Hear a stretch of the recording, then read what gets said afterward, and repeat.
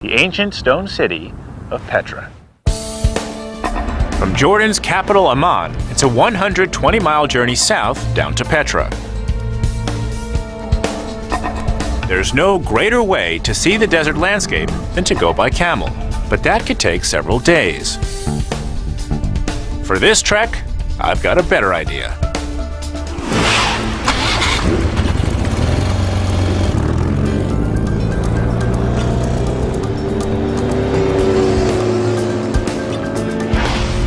Built over 2,000 years ago, the ancient city of Petra lies hidden within 20 square miles of Jordan's Shara Mountains. Camel caravans brought precious trade goods from the Far East, Africa, and Europe into the mountain city. By modern estimates, scholars believe millions in gold and silver were exchanged at Petra, making the city's rulers incredibly wealthy and powerful. By the 2nd century BC, Petra was ruled by a monarchy known as the Nabateans. To gain a unique perspective on these ancient monarchs, I'm meeting a member of Jordan's Hashemite royal family. His Royal Highness Prince Murad Rad Al Hussein meets me at the city gates to guide me into Petra. So Josh, here, this is the beginning of the Siq. This is the gorge that will lead us into the center of Petra. Etched by centuries of wind and water erosion, the nearly mile-long Siq creates a natural fault in the Shara Mountains. The canyon walls reach up to over 25 stories in height. What does Petra mean? Petra means rock in Greek. Oh, yeah, okay. It means rock in Gotcha. Greek. And this is the famous canyon from Indiana Jones and the Last Crusade. Yeah, sure. This is where they rode in on horseback. You know, The majestic Siq was the canyon where Harrison Ford and Sean Connery made their dramatic entrance into Petra. every day be sustainable. In 1995, the prince's family and the Petra National Trust spearheaded an intensive project to restore it to its original condition.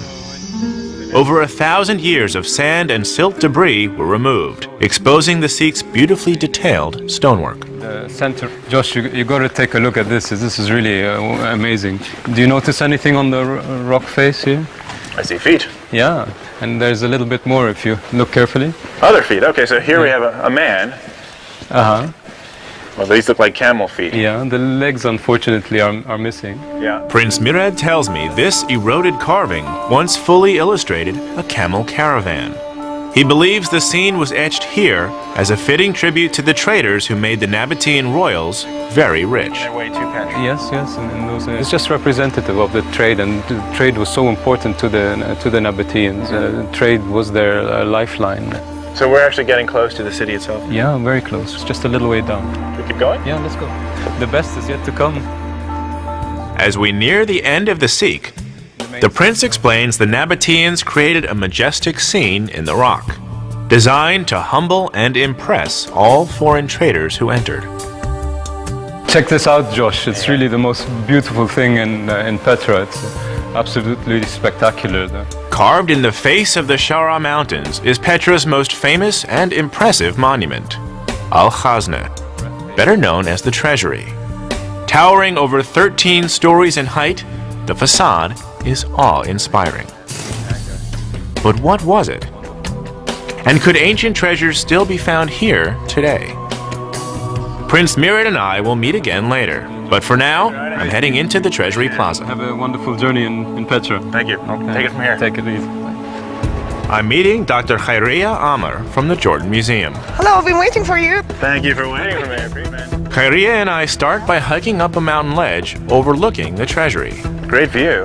where she points out a feature on the top of the carved facade. Explains the name. If you look at the top, at the urn at the top, Got it, yep. over right there, Okay. yeah, you can see there are poke marks all over. These are really bullet holes.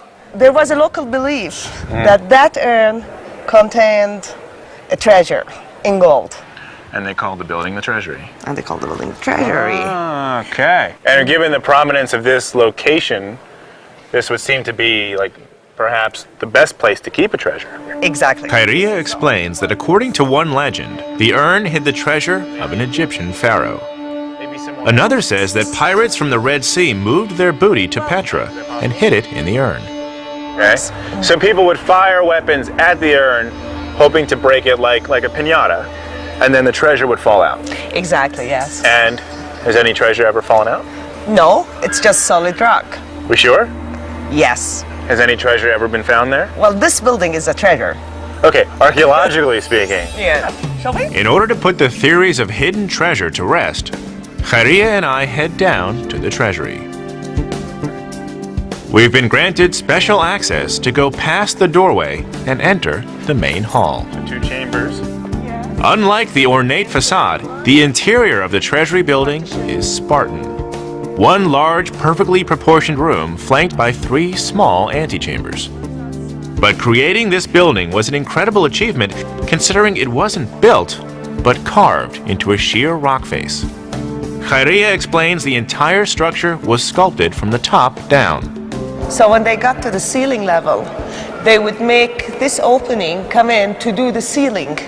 You start at the roof, Yes. the ceiling, I guess, yeah, and then come down. And then come down.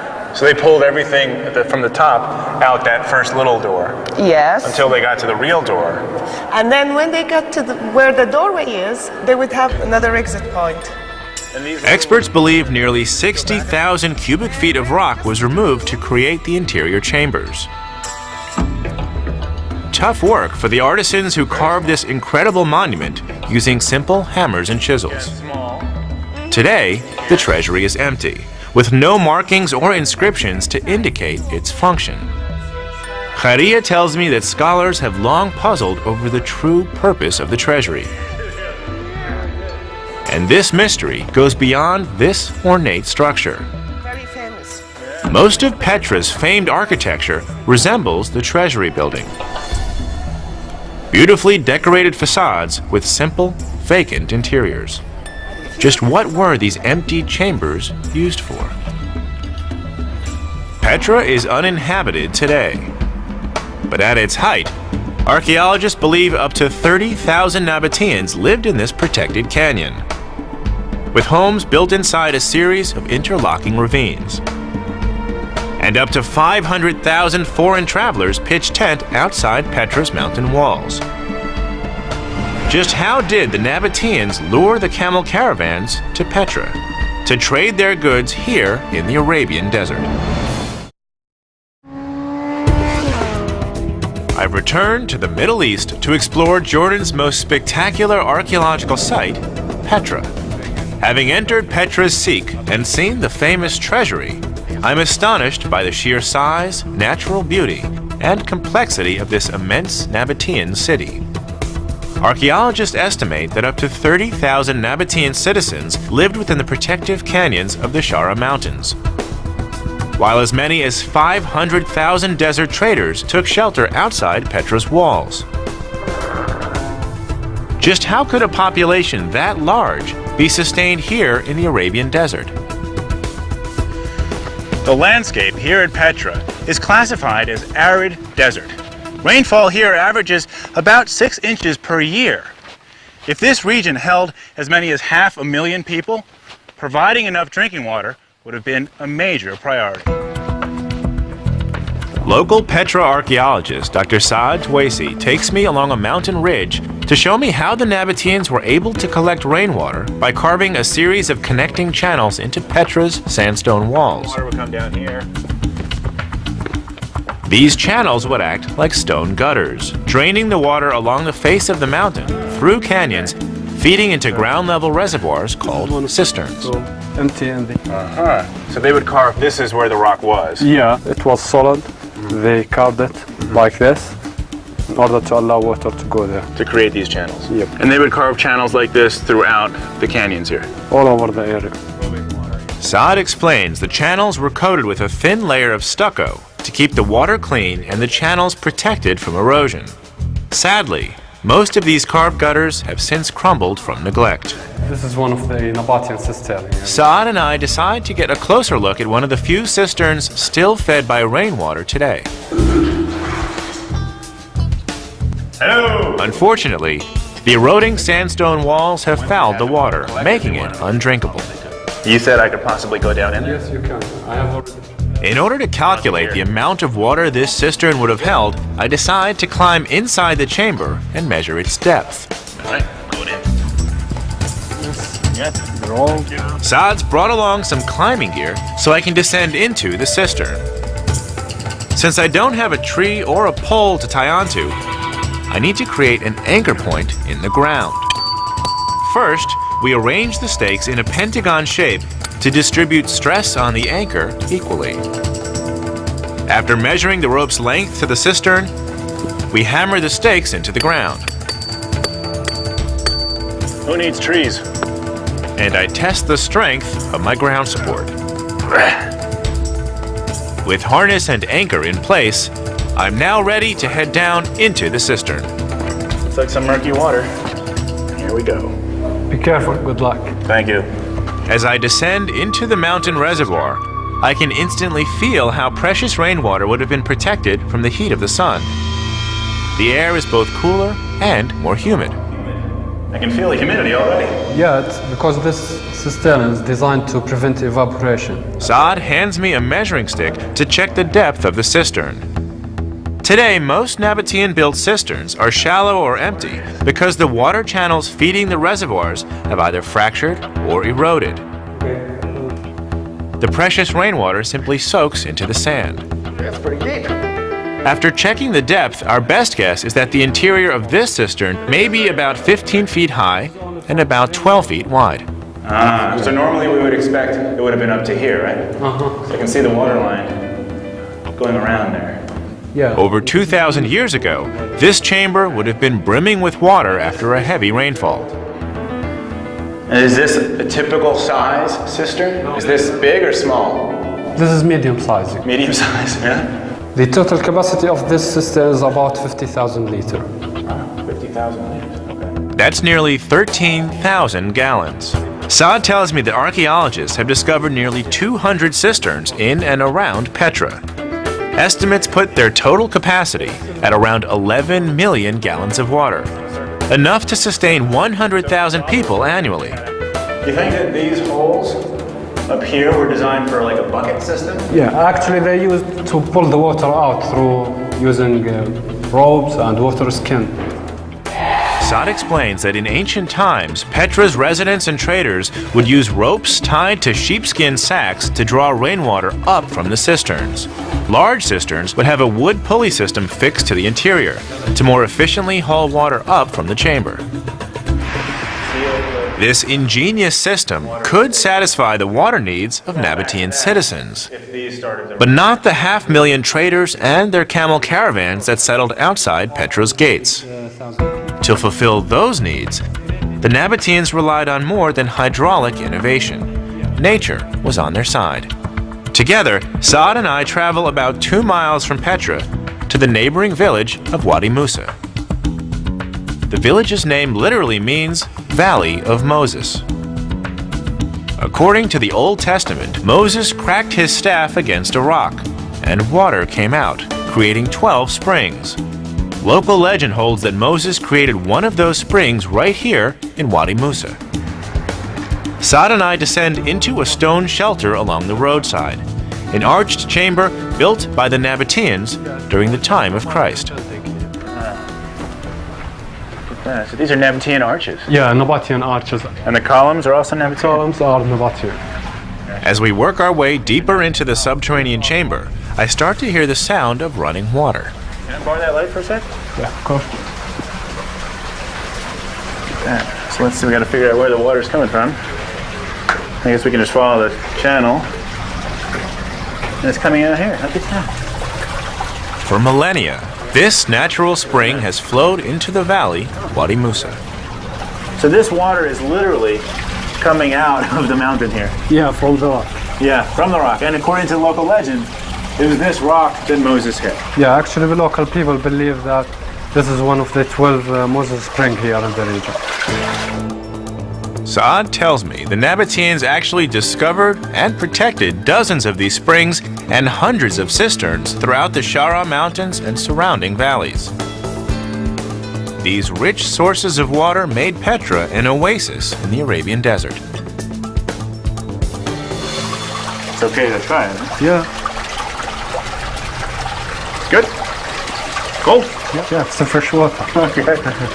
But this precious water wasn't a public resource. it was private property. Saad explains that the Nabateans charged a heavy fee for outsiders to access their water. We leave the ancient chamber and follow the water, where it's channeled out of the mountain, under a modern city street, and into locally irrigated gardens. What crops are they growing here? Figs, Yeah. limes. Got it. Olives. Recognize olives. And pomegranates here. So these are traditional Nabatean crops. The same crops was grown by the Nabatean. Coupled with the surrounding villages, Petra was one of the most watered lands in all of Arabia. This desert oasis was able to draw traders across hundreds of miles of desert to the city gates. As a result, the Nabateans exerted incredible influence on this region. I'm exploring the most celebrated archaeological site in all of Jordan, the lost city of Petra.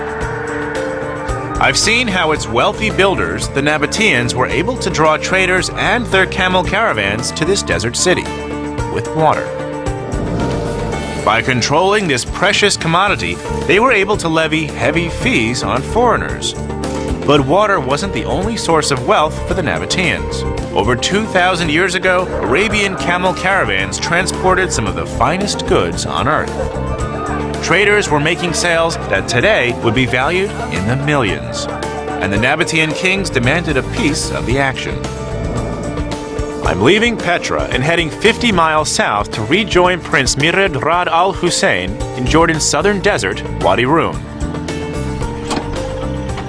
The prince wants to show me the paths the ancient camel caravans took before entering Petra. How are you doing? I'm doing great. Welcome to But to get there, we'll need to go off-road.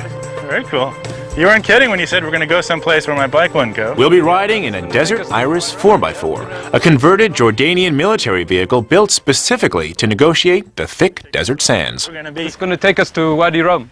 Can I drive? Yeah, please go ahead. Be my guest. Oh, all right. In 1962, the movie classic Lawrence of Arabia was filmed here in the deserts of Wadi Rum. The golden sands are beautiful, but the terrain is barren, dry, and hot. Today, it's over 100 degrees Fahrenheit. The well-watered Petra served as a welcome oasis for camel caravans traveling across ancient Arabia. Scholars believe the stone city was once the center of several trade routes, with caravans commuting from modern-day Saudi Arabia, Syria, Israel, and the Sinai Peninsula.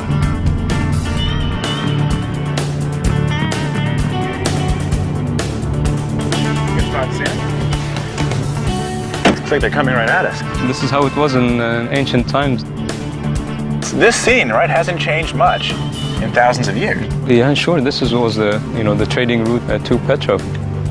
So I understand this is a modern caravan of camels. But Yeah. if we were here back in the day when the Nabateans and other traders were coming through, what would be in those bags? It was mostly frankincense and myrrh, incense. Incense. Incense was really the big thing in those days. Also maybe spices. Incense was a key ritual ingredient in ancient times, used in most religious ceremonies. Westerners, like the Greeks and Romans, sought these spices brought in from Asia and the Sinai Peninsula. At Petra, the spice trade was brisk, and the Nabateans capitalized on it. Along with the fees imposed on the traders for water, the Nabatean kings taxed every sale.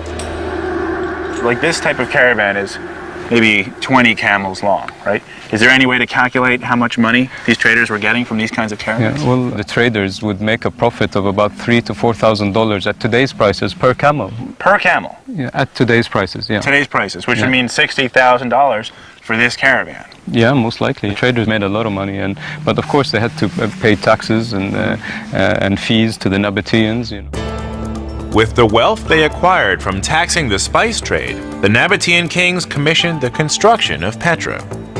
I rejoined Dr. Khairia Amar along the Street of Facades, a series of mountain chambers that dot the walls of Petra leading to the city center. Khairia explains the Nabatean kings could afford to hire the world's best architects and artisans to create Petra, some brought in from as far as Europe and North Africa. So the architecture here is a mixture of different cultures in the region. I think this is part of the genius of the Nabatean culture in that it got elements from Mesopotamia, from Egypt, from Greece. It's this interaction with the other culture which was a hallmark of their culture and brought it out in a style that's Nabatean, uniquely Nabatean. So as the caravans are coming through, architectural ideas are being exchanged, and perhaps these craftsmen are also contributing to the way things look? Definitely. The Nabatean kings merged architectural influences and created Petra to be the capital of their kingdom. A kingdom that stretched from the Mediterranean Sea in the west to central Saudi Arabia in the east, covering an area of over 200,000 square miles. Archaeologists believe the exposed architecture at Petra, including the treasury, was constructed primarily between 100 BC and 100 AD. Amazingly, in a period of fewer than 200 years, the Nabatean builders created hundreds of sandstone structures and moved several million tons of rock and debris. To get a sense of the number of artisans and the labor involved carving Petra's sandstone, I've enlisted the help of a local sculptor, Mohammed Nawefla. Good? Can go all the way around? Yes. I think a lot of people, when they first see Petra, their reaction, at least mine, was, no way. They didn't build this city, they carved it. And to get a feel for the stone here, Mohammed is actually showing me how to carve. This is an urn he made, this is an urn I'm working on, and we'll see how it goes. Keep going around? Yes. Okay. Using basic carving tools, my goal is to see how long it'll take me to shape this urn. But I soon discover that carving this rock isn't as easy as it looks. I'll watch you do it, because get a feel for it.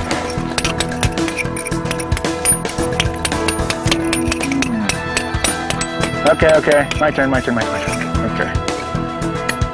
More. This local sandstone is softer than most rock, but it's still tough to chisel. It's gonna take a while. It's not that easy. I give it my best shot for over 30 minutes. God, you can feel that in your shoulder. The larger urn on the treasury would have been a lot more challenging. Slow and steady, slow and steady. Little by little, I shape the rock, and with each stroke, my respect grows for the carvers who created Petra. I haven't finished yet, but I've made good progress. And that's with modern tools. The Nabateans would have used one of these. This was actually found here at Petra. But hitting the rock is pretty much the same. And this is for a small version of the urn, not the giant one that sits on top of some of these buildings. So my insight into Nabatean artistry, man, this is hard work. To create a city of this size, they would have needed hundreds, if not thousands of people doing what's very precise and hard labor. The Nabatean kings were so wealthy, they were able to hire hundreds of artisans to create their majestic masterpiece of stone, the Wall Street of ancient Arabia.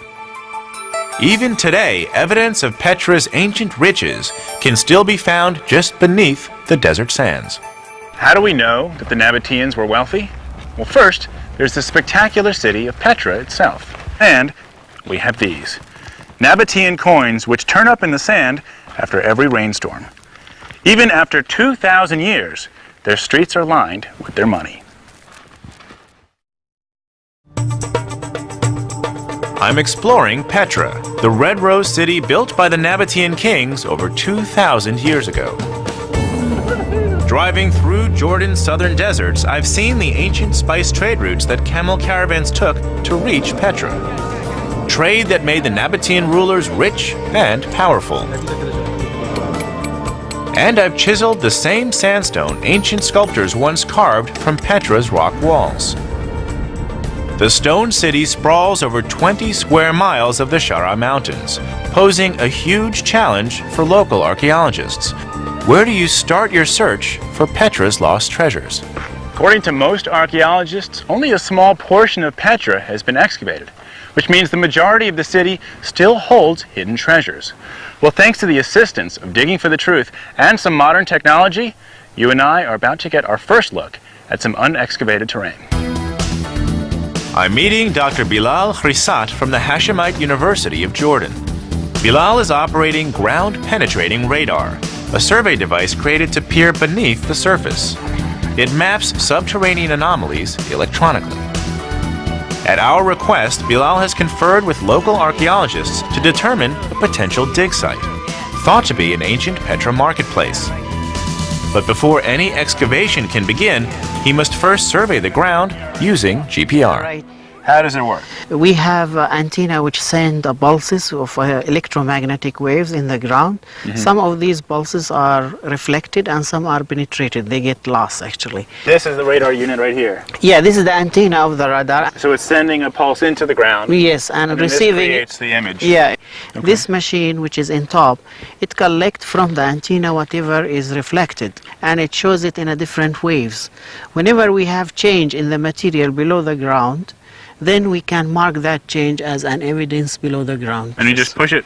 Yeah, once you push Slowly. it, it's very easy to use. You can try it actually. It's okay? Yeah. Are we collecting data? Bilal allows me to operate the GPR and instructs me to watch for any peaks on the radar screen. They'll indicate a solid formation underground. Normal speed. What if I hit a rock? Within seconds of pushing the device, I see something on the screen. Right there. Right? Right there was one. Bilal tells me the strength of the peak indicates something substantial underground. We mark the location both electronically and physically with a red flag. What do you think that could be? A tomb? No, Treasure? it could be a small wall. Small wall's nice. Yeah. Josh's wall. We're calling that Josh's wall. Not small wall, just Josh's Josh wall. wall. Okay, let's find the other side of the wall. We continue moving forward and again find another formation underground, not even 2 feet below the surface. Right there. Yeah. Great. It's red. Big peak. Oh, nice Big discovery. peak. It's like not even half a meter down. Sure. Can we dig? No, you Come on. can't. it's like this far below the surface, and it's a strong red line. And you know what? Don't you want to dig? No, I don't right now. Please. Bilal reminds me that the GPR serves as a mapping device and was created to be a non-invasive tool. However, the readings we're collecting today will be made available to archaeologists conducting future excavations at the site. Josh's tomb. In 2003, this same high-tech tool was used to survey the plaza in front of the treasury. What the GPR found can only be described as the greatest archaeological discovery ever made at Petra. I've returned to the treasury to meet Dr. Suleiman Farajat, Chief Archaeologist of Petra National Park. Suleiman led the 2003 excavation of the Petra Plaza. Using ground-penetrating radar, he uncovered a hidden chamber at the base of the steps. He's offered to take me inside the treasury to a place few have ever seen. Yeah. Okay. We're going under. Okay. Who first? You, please. Wow. I didn't even know you could do that. I will follow you, please. Okay, got it. Okay. This is very special access. Down? Yeah, down, please. Take care. Okay. We're going below the treasury. Okay. Follow me, This please. is so cool. Okay. Yeah. Yeah, I'll follow you. Okay. Using GPR, Suleiman discovered evidence of a subterranean staircase. The courtyard of the treasury. After excavating, he discovered a door at the base of the steps. The door opened into chambers directly beneath the treasury. Wow. I didn't even know you could go under the treasury. Suleiman explains that when he entered the underground chambers, he immediately made a discovery that connected Petra back to the ancient spice trade that once fueled its wealth. Sure, please. As we work our way through the cavernous rooms, Suleiman takes me to a collection of artifacts. Yeah. Oh, pottery. Pottery, yes. This Nabatean pottery dates to around the time of Christ. This bowl was reconstructed from sherds And here we found. and has a residue of incense burned onto its smooth surface, a charred remnant of ancient frankincense. Can I hold it? Yes, please. Good. Along with bowls are figurines of Aphrodite, a camel, and oil lamps that once illuminated what Suleiman believes was a ceremonial chamber. Over there, for example. We enter an adjoining room. It was here the mystery surrounding the treasury's true purpose was finally solved. Did you find anything in here? Yes, we found actually, for example, here we found a skull and a skeleton for a person. People were buried here. Yes. Suleiman and his team excavated remains of not one, but 13 skeletons underneath the treasury. After analyzing the bones and pottery, he believes that the skeletons are the remains of a royal Nabatean family. Yes. And back there. Suleiman says it was King Aretas IV who ruled Petra between 9 BC and 40 AD who buried members of his immediate family here. These subterranean chambers serve as a royal crypt. What does all of this tell us then about the treasury? The treasury was a mausoleum. Mausoleum. Mausoleum, yes.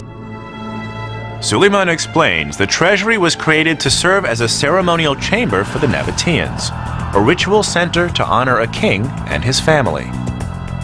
Now, having found additional evidence of burials and offerings throughout Petra, archaeologists can confirm these beautifully carved monuments were actually graves. The higher your position in Nabatean society, the grander the mausoleum you could have built in your honor. It's fascinating because today most people associate Petra, well, most people associate it with Hollywood, right? But for the people who come here and they see the beauty in the facades and the intricate carvings, we're not thinking that these are mausoleums for the dead, right? No, it is for the dead. But they are. Yeah. We're walking through a graveyard. It's a beautiful graveyard. But these are testaments to the kings of the past. Yes. And the royal families of the past. Yes. That's kind of spooky. The recent discovery of these tombs finally puts the mystery surrounding the treasury's true purpose to rest. The building was constructed to honor a Nabatean king, not to hide the gold of an Egyptian pharaoh. Nabatean kings like Aretas IV ruled Petra in great peace and splendor up through the 1st century AD. But soon, warring rivals who longed to control the rich city would advance to Petra's gates. I've come to Jordan in search of the lost treasures of Petra, a city first built by the Nabateans over 2,000 years ago. I've carved the local sandstone to understand how the city of Petra was created, climbed inside cisterns to determine how the Nabateans thrived in the Arabian desert, and even ventured beneath the treasury building to see how they buried their royal dead. What I've learned is that these desert traders were among the most affluent people ever to emerge in the Middle East. The Nabateans thrived in the Shira Mountains for several centuries, growing wealthy from the spice trade they controlled here at Petra. Their kings and queens used their immense riches to have the best of everything, in life and in death. The Nabatean kings ruled Petra for nearly 3 centuries. They were able to maintain their seat of wealth and power up through the 1st century AD by bribing and allying with the rival Assyrians, Egyptians, and later, the Romans. Ultimately, their alliance with the Roman Empire would cost them control over the city.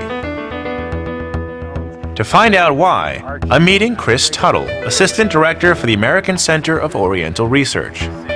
Chris explains that the emperors of Rome had long coveted the Red Rose City. The Romans conquered the Nabatean kingdom during the 1st century, and the Emperor Trajan made Petra Rome's Arabian capital in 106 AD. One structure that best illustrates the Roman dominance at Petra is the Great Temple, once the largest freestanding building on site. Chris takes me to a section of the temple to see a collection of Roman and Nabatean artifacts. The capitals we were just looking at. The space we're in is called a cryptoporticus. It's a large gallery beneath the colonnade. Most of this material comes from the main temple building itself. Chris shows me a collection of decorative Roman cornices that once adorned the temple columns. You know what that is? It's a pine cone? Pine cone. He tells me these sculpted symbols reflected vegetation from both Rome and Petra. So we have acanthus, we have vines, we have pine cones. Pomegranates And poppy seeds. All right. Stacked next to Chris, I notice a curious pile of stone balls. These are a type of weapon. Yes. They're called ballista balls. Would you throw them? Well, they would have been lobbed using a catapult-like piece of war machinery called a ballista. Ah, okay. and we think they were stockpiled in anticipation of a possible conflict. Chris explains that the ballista balls were actually found buried beneath the floors of the temple. They were created by the Nabateans during the 1st century AD, the time of transition with the Romans. While these projectiles were clearly made for defense, they were never used. Chris says that the physical evidence of warfare at Petra is both scant and ambiguous. Most archaeologists believe the Nabatean rulers negotiated a peaceful settlement with the Roman Empire. This would protect their citizens and preserve their trade routes. What happens to the Nabateans? Well, what we're really talking about is a changing government. The people who lived their lives here, ran their shops and carried out their trade, did their farming, they stayed the same as far as we can tell.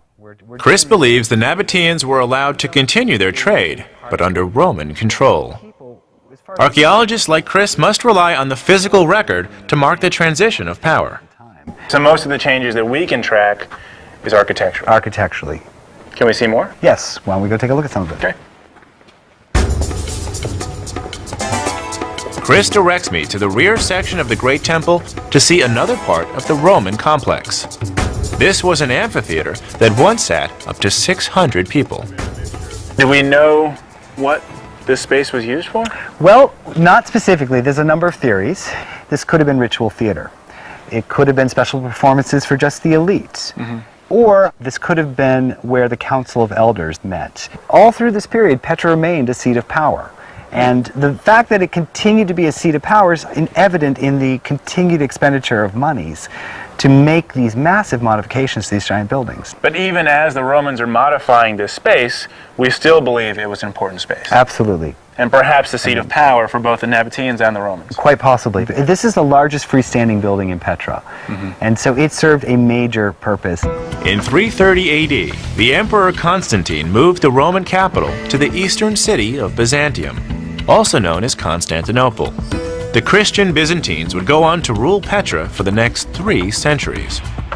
To better connect Rome to China's Silk Road and India, the ancient trade routes to Petra were redirected north to Palmyra and Bostra, Roman strongholds since the 1st century AD.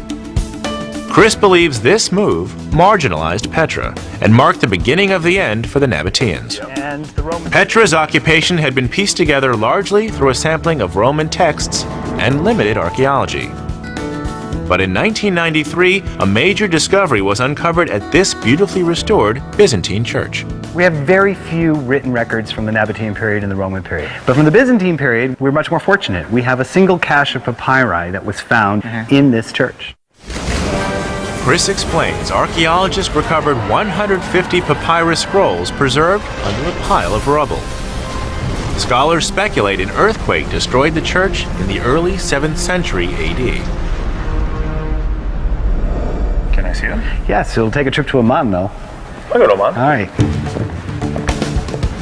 Chris and I leave Petra and travel 120 miles north back to the Jordanian capital of Amman.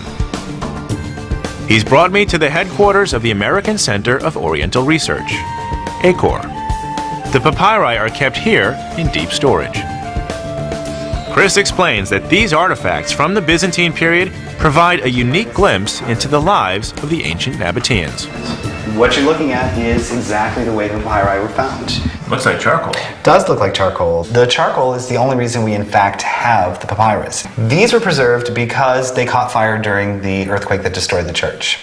And immediately while they were burning, the shelves that they were on and the wall behind the shelves collapsed, sealing the burning papyrus under a pile of rubble so there was no oxygen. So they sat there and smoldered, and as a result they carbonized, and this is why we have them today. It's ironic that the fire which should have destroyed them actually preserved them. Absolutely. Chris lets me examine some of the carbonized fragments, preserved in ash for nearly 1,400 years. Look along the side. He explains these scrolls are so delicate that they must be kept in sealed containers and stored in darkness to keep them from falling apart. Some fragments represent the ends of documents and remain rolled tight, while other fragments, with text, have been flattened and affixed to rice paper. Since the ancient papyrus is carbonized, it's hard to decipher the writing. I could definitely make out scratch marks. I can't read that. What language is that? It's in Greek. In Greek. Byzantine Greek. Based on the scrolls, Chris explains Greek was the primary written language used in Petra during the Byzantine period. At the other end of the table, several of the papyrus fragments have been flattened and placed under sheets of glass. So once the fragments have been assembled and then enhanced so that they're readable, what do they say? These scrolls all belong to a single archive of a single family. All of this is from one family? All one family, 7 generations represented. The main owner of the documents was a man by the name of Theodorus, and he was a deacon and later an archdeacon in the Petra church. So this is a wealthy family? It was a very well-off family of the time. All of the documents deal with legal issues for the most part.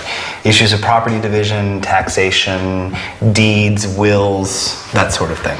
The Chart archive also includes dowry arrangements and family disputes dating back to the early 6th century AD.